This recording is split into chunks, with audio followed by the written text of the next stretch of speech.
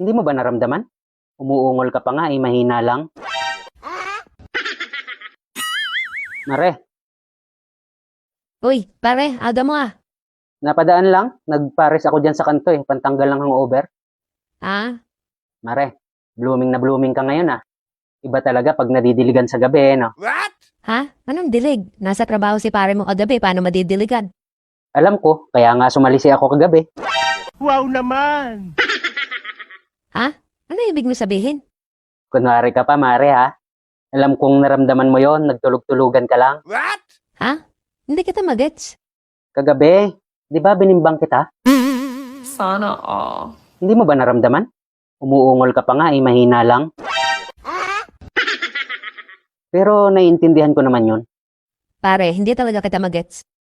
Wala akong kasama dito kagabi, kaya doon ako nakatulog sa kaibigan ko. Ha? Sino yung natutulog sa kama nyo kagabi?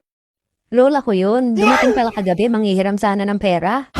Wala naman ako. Nakatulog na daw sa kakantay sa akin. Wait lang. Baka lola ko yung binimbang mo. Hindi aga ko natulog sa bahay kagabi. Sige Mare, tuloy na ako. Lang nga talaga, kaya pala medyo makunat. Langya ka pare, kaya pala papang kang lumakad yung lola ko kaninang umaga.